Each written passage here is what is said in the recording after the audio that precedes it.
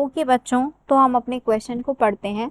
Question कह रहा है given below are 4 statements 1 to 4 which 2 of the following statements are correct.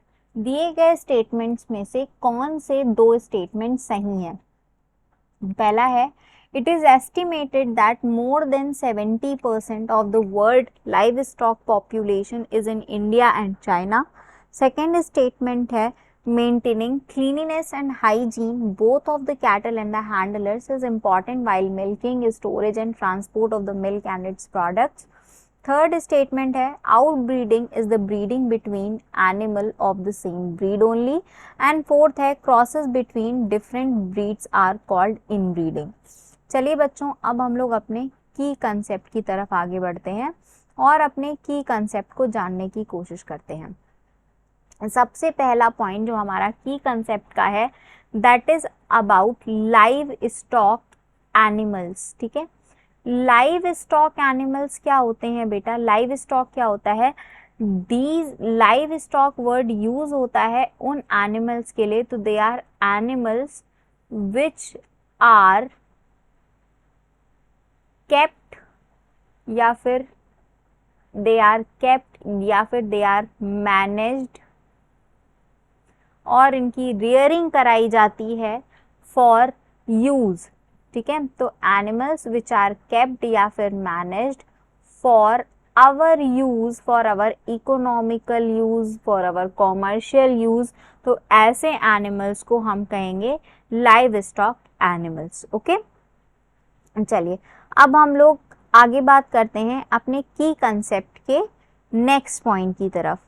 की concept का नेक्स्ट पॉइंट कहता है बेटा कि हमारा जो भी मेंटेनेंस है, जो भी क्लीनिनेस है, हाइजीन है, चाहे वो कैटल की हो या फिर हैंडलर्स की हो, तो hygiene is important. Hygiene is important, ये इम्पॉर्टेंट है दोनों के ही लिए, चाहे वो कैटल हो या फिर handler, is important for both. चाहे वो कोई कैटल हो, कोई एनिमल हो या फिर उनके हैंडलर्स, यानी उन्हें हैंडल करने वाले, उन्हें मेंटेन करने वाले, उनका रख रखाव करने वाले। क्यों? क्योंकि बहुत सारी ऐसी कम्युनिकेबल डिजीज होती हैं, बहुत सारी ऐसी इन्फेक्शियस डिजीज होती हैं जो एक से दूसरे में फैल सकती हैं, स्प्रेड हो सकती हैं। ठीक है, तो इससे अगर हाइजीन मेंटेन रहेगी तो क्या होगा, हम प्रिवेंट कर सकते हैं इन्फेक्शियस डिजीज को। ठीक है,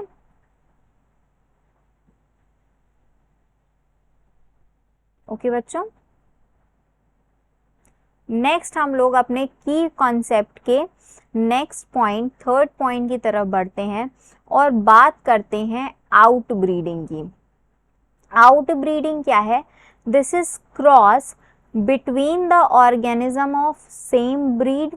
सेम ब्रीड के भी ऑर्गेनिज्म हो सकते हैं but with no common ancestor, इनका कोई भी कॉमन एंसेस्टर नहीं होना चाहिए फॉर 4 to 6 जनरेशन। ठीक है, यानी पिछली 4 से 6 जनरेशन्स में इनका कोई भी कॉमन एंसेस्टर नहीं होना चाहिए। या फिर आउट ब्रीडिंग की दूसरी डेफिनेशन क्या है? Out breeding can be cross between organisms of different breed या फिर डिफरेंट स्पीशीज। ठीक है, तो यहाँ पर डिफरेंट ब्रीड्स भी क्रॉस कर सकती हैं या फिर डिफरेंट स्पीशीज के ऑर्गेनिजम्स भी क्रॉस कर सकते हैं। ठीक है, ये दोनों ही डेफिनेशन सही हैं आउट ब्रीडिंग के लिए। लेकिन हमें ध्यान क्या रखना है कि अगर आउट ब्रीडिंग में हम सेम ब्रीड के बीच में क्रॉस करा रहे हैं तो क्या होना चाहिए, उनका कोई भी कॉमन एंसेस्टर नहीं होना चाहिए, कम से कम 4 से 6 जनरेशन के लिए। इसके बाद हमारा फोर्थ पॉइंट क्या है? फोर्थ पॉइंट हो जाएगा हमारा कि जो भी क्रॉस है between breeds are called in breeding. तो अगर हम इन ब्रीडिंग की बात करें ठीक है। फोर्थ स्टेटमेंट हमारा क्या था कि crosses between different breeds are called in breeding. अगर हम इन ब्रीडिंग की बात करते हैं बच्चों, तो इन ब्रीडिंग क्या है, that is cross between organisms of same breed. ठीक है, ये सेम ब्रीड के बीच में जब कोई क्रॉस कराई जाएगी तब वो क्या कहलाएगी, इन ब्रीडिंग। चलिए अब अपने ट्रू और फॉल्स के स्टेटमेंट्स को चूज करते हैं। जो हमारा पहला स्टेटमेंट है वो कह रहा है it is estimated that more than 70% of the world live stock population is in India and China. ये स्टेटमेंट बिल्कुल ही सही है। इंडिया और चाइना, यहाँ पर लाइव स्टॉक पॉपुलेशन पूरे विश्व की पॉपुलेशन के 70% से भी ज़्यादा है। इसके बाद सेकंड स्टेटमेंट भी सही है कि हमें कैटल और हैंडलर्स दोनों के ही हाइजीन को मेंटेन करना पड़ेगा। जो हमारा थर्ड स्टेटमेंट है बच्चों, ये एक फॉल्स स्टेटमेंट है, गलत है, क्योंकि आउट ब्रीडिंग में सिर्फ और सिर्फ सेम ब्रीड की यहाँ पर बात की गई है, जबकि आउट ब्रीडिंग में अगर हमें सेम ब्रीड के ऑर्गेनिजम्स के बीच में क्रॉस कराना है तो उनके कम से कम 4 से 6 जनरेशन में कोई भी कॉमन एंसेस्टर नहीं होना चाहिए। एंड फोर्थ स्टेटमेंट भी हमारा फॉल्स स्टेटमेंट है। तो इस क्वेश्चन के अकॉर्डिंग जो हमारा सही आंसर है वो है ऑप्शन नंबर ए।